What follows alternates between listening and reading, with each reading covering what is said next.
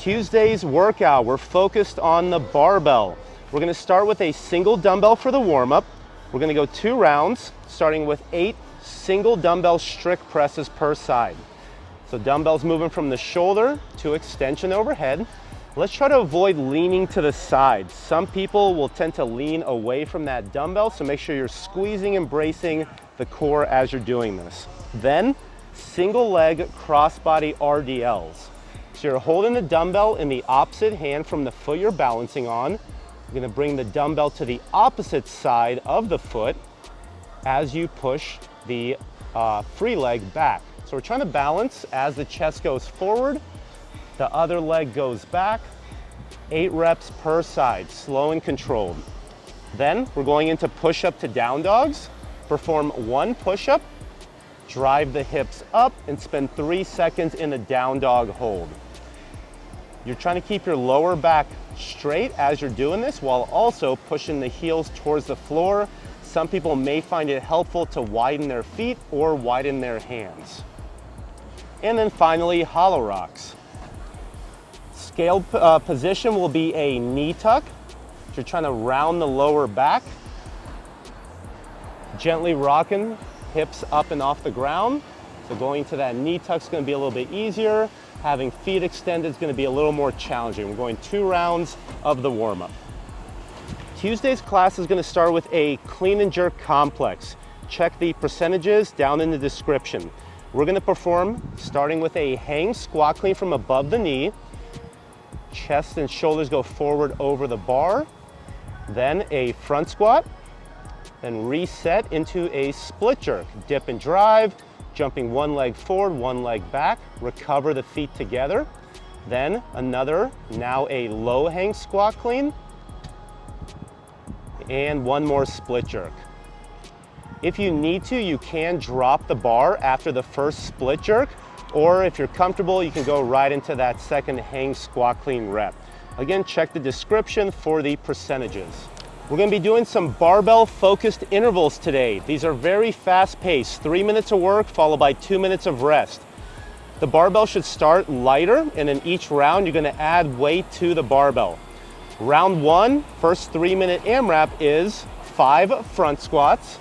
Clean the bar to the shoulder, keep the elbows up. Make sure we're breathing and using that breath to brace our midline. We don't want the back rounding or the elbows dropping. 5 front squats into 5 push press. Dip and drive, lock out the hips and lock out the knees and hips as you finish pressing to extension. And then 5 burpees. Chest and thighs touch the floor, jump and clap overhead on our burpees. You're going AMRAP, 5 reps of each for 3 minutes. So go all out, empty the tank, you'll have 2 minutes to recover. The next round, we're cutting the reps to 4 reps of each with heavier load, and then on the final AMRAP, 3 reps of each, heavier again. If you don't have access to a barbell, you can simply do these movements with a pair of dumbbells. So clean the dumbbells to the shoulder. We have dumbbell front squats and dumbbell push presses.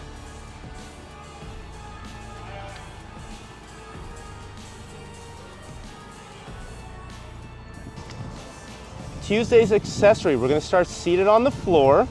If you're able, you can do this off the floor, or you can set up a rack station to help get into the position.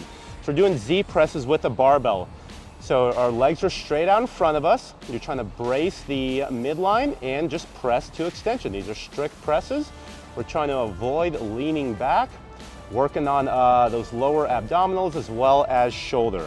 So 10 Z-presses with a 2-second pause at the top of each one. Then we're going to move over to a low set of rings. And we're going to perform a 40-second ring plank. So we're in the push-up plank. Hands are on the rings. We're trying to keep a slightly hollow position. So keeping the midline squeezed, squeezing the rings together underneath the body. Holding for 40 seconds there. If you don't have access to a set of rings, you can just do a regular plank on the floor or on dumbbells or even the handstand hold. And then finally, split squats with the rear foot elevated. Use a boxer bench, chair or couch if you have those available.